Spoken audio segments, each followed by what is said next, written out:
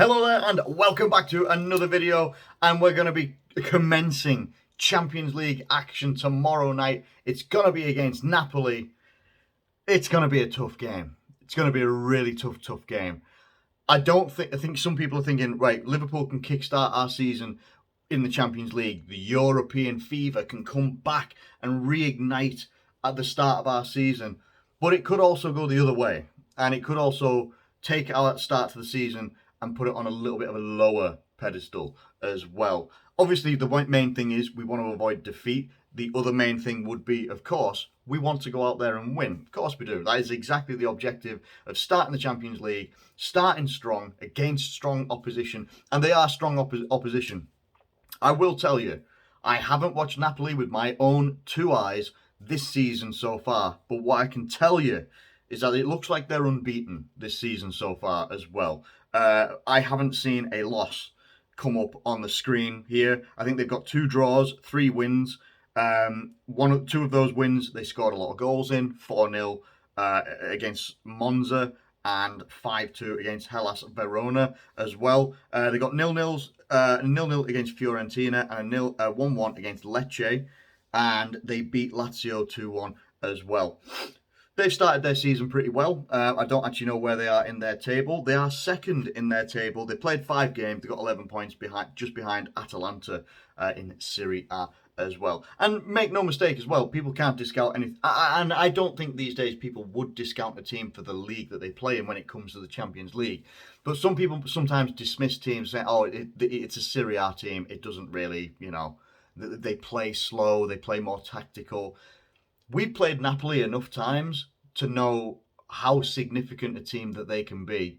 They can be, oh my God, I'll never forget the 1-0 and the wonder Alisson save against, was it Arkadiusz Milik? I think it was. That save that Alisson made that basically paved our way out of the group stage. I think that was the year we went and won the Champions League as well. Absolute, I'll never forget that. That was a hell of a save. Unreal. But also shows, even back then, how difficult this team can be to play against. Yes, there's some comfort in knowing you've played a team a couple of times in Europe. We've seen it whenever we come up against FC Porto.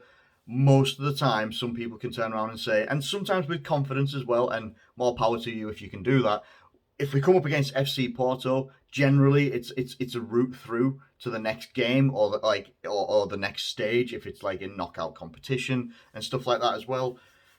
It's not like that with Napoli, I don't think. Napoli really do give us a game. They really do give us really tough games as well. I'm not sure whether we beat them that time in the Champions League when we went and won the Champions League that year. I can't remember whether we lost the first game in the groups or whatever, or whether we just drew it and then had to win that one against Napoli as well. I think we ended up going through on goal difference, and I think it might have pushed Napoli into the Europa League. I can't remember that much. All I remembered was we won, we're through. Anyway, before I go any further in the video, I hope you guys are doing really well. That was very ignorant of me. I hope you guys are keeping well, doing well, and not letting things like results and stuff like that get to you too much. They don't get to me that much either. I tend to keep myself quite positive, in terms of football and stuff like that. Once the result is in, you move on to the next game and try and go from there. Now, when we come to Liverpool, and I think we've still got a hell of a list of injuries as well.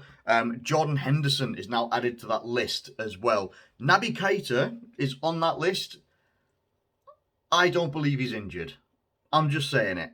I think that he's a very disgruntled player. He seems very unsettled all of a sudden, and we keep having these injuries, and now it's multiple injuries, and I'm just like, okay, if you don't want to be here, they should have got rid of you in the transfer window that's just gone. But I'm just saying I don't believe it. I don't believe that he's injured, and I think that he was just looking for a way out. There isn't anywhere else to go, I don't think. I don't know who else's transfer windows are still open at the moment where they can transfer like players from the Premier League or other leagues and go to their league. I don't know which ones there are. Probably not ones in the leagues that he would want to be going to just anyway.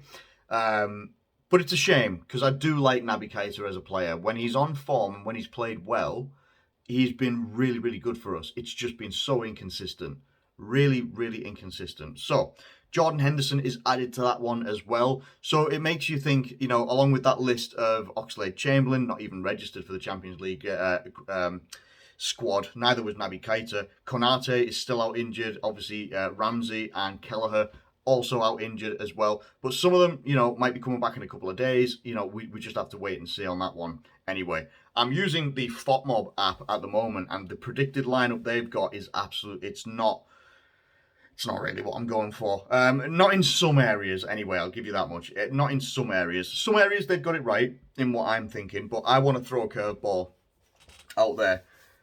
If he's trained, and he's trained well, and we have... Actually, this could go for two of them. So Thiago is due back and is due to be announced in the squad. So with that in mind, I'm going to jump straight to my midfield. Fabinho needs to be in there. Hands down needs to be in there. If Thiago can start, I'm having Thiago in there from the beginning. But most likely, I imagine he's going to start from the bench. Been injured for quite a little bit now. Probably most likely he's going to start on the bench for us. Harvey Elliott needs to be in there. Who's going to be the third midfielder? Now, for me, you can play this a couple of ways, which is quite interesting, to be fair. You could go with Fabinho in midfield. Fabinho's the guy that's staying. There's no combination of midfield where there isn't Fabinho. So we're just looking at the two other positions, in my opinion. For me, anyway, this is what I'm looking at. And you're either looking between Harvey Elliott, James Milner, Arthur, or Thiago. Now, you've got four options there. Who do you go with? Do you go with the unknown entity of Arthur? I would. I would. I want to see something a little bit different. If Thiago's not available to start the game, and then your other option's James Milner, and this is absolutely no disrespect to James Milner, and you could easily use one of these players instead of Harvey Elliott. Harvey Elliott isn't like a set in place in that midfield, because obviously you've still got to remember we've got Premier League games coming up as well, obviously, as the Champions League games as well. So now this is where we're going to start seeing rotation happen. I wouldn't mind seeing a combination of Fabinho, Arthur and Harvey Elliott. I think that would be pretty decent. We also get to see Arthur for the very first time. Or we can go with Fabinho, Thiago, Harvey Elliott, or Thiago, what's his name? I've literally just said it, Arthur as well. So you've got like a different combination of midfields that you could go with. You've got someone like Arthur who sporadically as he's played, possibly, he knows, maybe he probably got a good idea of what this opponent is going to come up against us like, in a system that by the preset, formation that they've got on FOTMob, it's as if Napoli play a 4-2-3-1. Got some really dangerous players in there that I totally forgot that they've got. We'll go through that in just a second as well. Let me know what you think. Anyway, for me, personally, I'm going to stick my neck out and I'm going to go Fabinho, Arthur and Harvey Elliott to start the game. Maybe Thiago to come on later in the game and James Milner possibly as well. Because obviously there is a lot of rotation in terms of, Klopp wanting to use the maximum amount of subs possible, I hope, in terms of rotating the fullback positions as well. And maybe a little bit up front as well. Up front, I'm still going to go with what we went with at the weekend. I think, maybe. I'm not sure. I'm thinking about it. Let me just think about it for just a second, because what I'm thinking is we could throw a couple of curveballs in this front line as well, because with Diogo Jota back as well, could we possibly see Salah on the bench? Could we? I'm just putting it out there. I'm putting it out there to you. You let me know what you think in the comments below, because Salah's been good, in my opinion. I am one of the few that have of the opinion that he has actually been good and contributed to us. The fact that he's not necessarily getting on the score sheet, that irks a lot of people. But he's got a couple of assists as well in some games. I think, got 2 assists against Newcastle as well. But is there a form thing happening here with Salah? Does he need a bit of time on the bench to maybe be like, whoa, my place isn't secure? Maybe. I'm just putting it out there, because then you could still go with a front line of having Luis Diaz. Darwin Nunez is the guy that's in my mind. I want him to get as much game time as possible to get him bedded into our system properly and taking those opportunities that he gets. And you could have Diogo Jota on the right-hand side, or you can have Mohamed Salah on the right-hand side, you have Luis Diaz on the left-hand side, and you have Jota through the middle, or you have Jota and Salah, and then you have Darwin Nunez coming off the left. I don't know. But the main thing right now, and obviously you've got Firmino in there as well, is that we've got options. We've got options to choose from, and we've got the ability to rotate ahead of a Premier League game next at the weekend as well. I assume we've got one at the weekend, because why wouldn't we? Unless I'm completely missing something, I need to go and check what matches we've got coming up. Wolves, fantastic! Oh my god! So we're coming up against Wolves at the weekend as well. So we're gonna have to do quite a bit of rotation. Well, maybe not quite a bit of rotation, but we're at least gonna have to do some.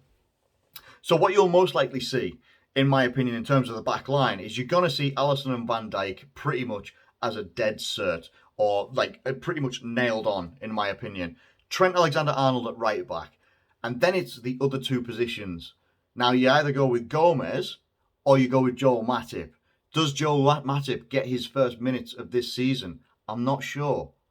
But he's probably defensively that little bit better than Joe Gomez. What Gomez has over Matip is recovery pace. So you get caught a little bit, pretty much like Liverpool. You get caught a little bit at the back. I don't mean to make that a joke, but if you don't laugh, you're just going to cry. Anyway, so you could, for me, I'm going with Joel Matip. I'm going with Virgil van Dijk, and I'm going with Joel Matip as your centre-back pairing. And then I think, because it's the opening day of the opening game of the transfer window, the opening game of the Champions League, I think it'll be Andy Robertson at left back, and then you'll probably get maybe Tsimikas playing against Wolves. I'm not sure about other rotation. Maybe Joe Gomez will play against Wolves as well. You're probably going to see a lot of Virgil van Dijk as much as we can, because we need him. And then maybe we'll get some other rotation. But that's another preview, another predicted lineup for another day. Now, coming up against Napoli, there's a few players I totally forgot that they probably wouldn't have. So I'm used to the likes of Lorenzo Insigne, Dries Mertens, and that is not the predicted lineup that I'm looking at. So the predicted lineup, especially in like some of these players, I genuinely don't know. Mario Rui, I do know, I remember you. Di Lorenzo, sort of. Anguissa, I think, was the midfielder who played for Fulham for a little bit. Can't remember how he played. Zielinski, Polish guy. I remember Liverpool were linked to him a couple of seasons ago. Seems like a very decent player as well. There's a guy on the left, and I'm not right. Do we give this a go? Because I'm sometimes all right with names. Kvaratskhelia. Don't know if that's right. I hope it is. Apologies if not. I don't know who you are.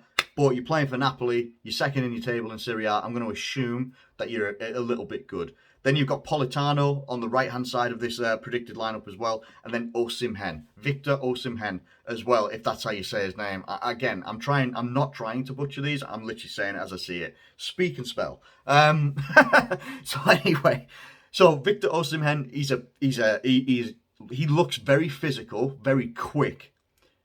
Quite good in the air from what I remember, and I'm literally going from what I remember when he was in League On.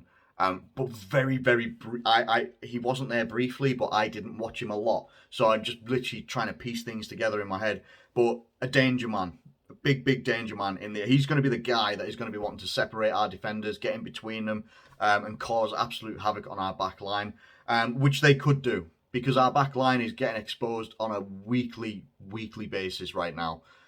That's going to be a really big danger for us. Massive danger. That whole team will be a very, very difficult team. You look at the players that they've lost, like Koulibaly. I can't remember. Has Dries Mertens actually gone? I know one of them, was it Dries Mertens or Lorenzo Insigne, has gone to the MLS. Can't remember which one. But yeah, it's going to be a dangerous team. You don't get second in the in Serie A by mistake. When you've got teams like Juventus, AC Milan, Inter Milan as well, you've got Atalanta at the moment sat top of the table. It's early days. Of course it is. It's early days.